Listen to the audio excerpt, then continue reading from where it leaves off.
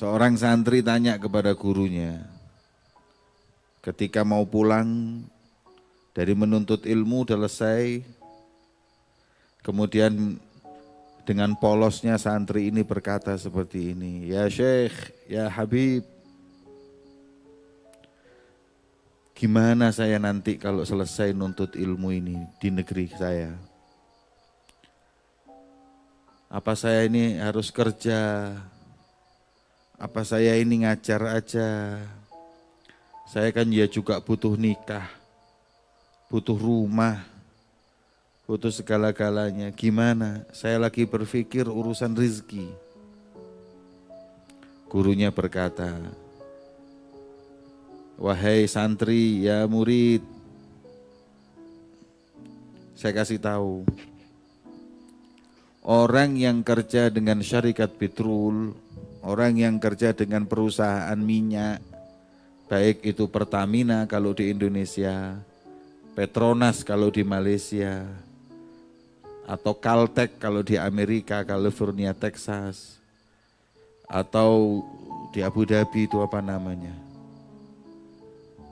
Di Uni Emirat Arab apa namanya, lupa saya.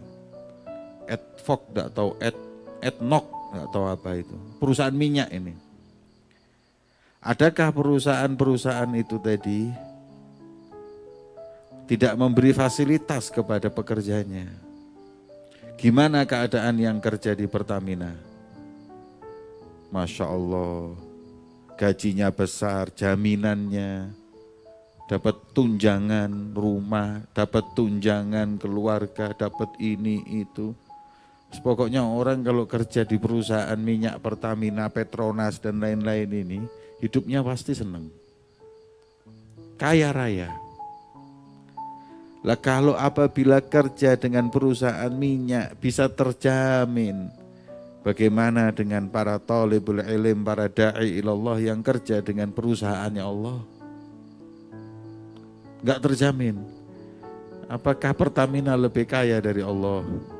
Petronas lebih kaya dari Allah? Caltech lebih kaya dari Allah? Hingga Allah tidak bisa memberikan jaminan kepada para orang-orang yang berkhidmat pada syariatnya, nabinya, kekasihnya Muhammad SAW. Maka itu para santri nggak perlu khawatir. Ya, jaminannya double, khos, am wa khos. Kau dapat jaminan selaku hamba Allah yang berjalan di muka bumi ini, dan kau mendapat jaminan selaku seorang penuntut ilmu. Kalau kalian nuntut ilmu, lulus, kemudian rezekinya susah seret, bahaya. Berarti kalian ini justru mungkin gak lillahi ta'ala nuntut ilmu. Gak ikhlas. Atau gak mendapat ridho guru. Jadi malah hidupnya susah. Adapun kalau semestinya pasti enak hidupnya santri itu. Pasti terjamin hidupnya para da'i itu. Tidak mungkin tidak.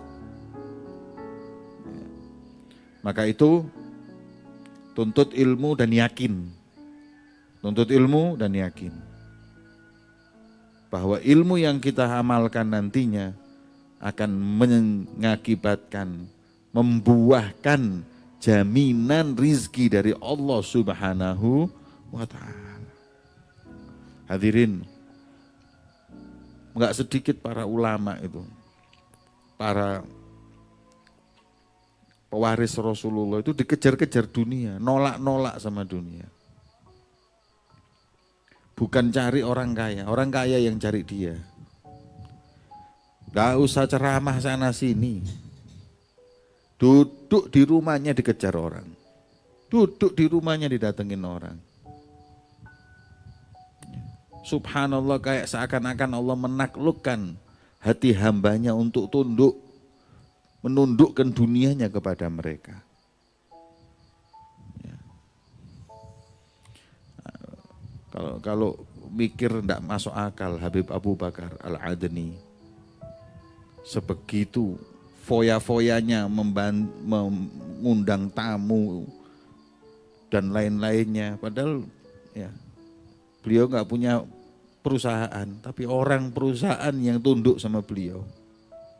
Habib Muhammad bin Husain bin Tahir, Habib Muhammad bin Tahir Al-Haddad. Habib Muhammad bin Tahir Al-Haddad ini kekayaannya nggak tahu dari mana. Allah Subhanahu wa taala seakan-akan menaklukkan dunia di bawah kakinya. Karena Habib Muhammad bin Tahir Al-Haddad ini pernah ngundang makan Raja India. Ngundang makan Raja India. Sufrohnya, tahu sufrohnya? Sufroh itu yang buat makan itu apa namanya? Lemek, kalau bahasa Indonesia, bahasa Jawanya lemek. Alas yang dipakai plastik atau spraynya itu yang dipakai untuk makan ini. Itu ghobana, kayak yang saya pakai ini. Ghobana yang sutra yang dipakai sama raja itu. Bingung rajanya sampai waktu mau makan bingung. Dilihat spraynya. Lu serban kui. Serbannya raja ini dibuat lemek. Dibuat makan. Gimana? Ayo. Orang kalau khidmah sama, makanya katanya Habib Umar, inna dunya wal akhirah la khadimatun li khudami Muhammad.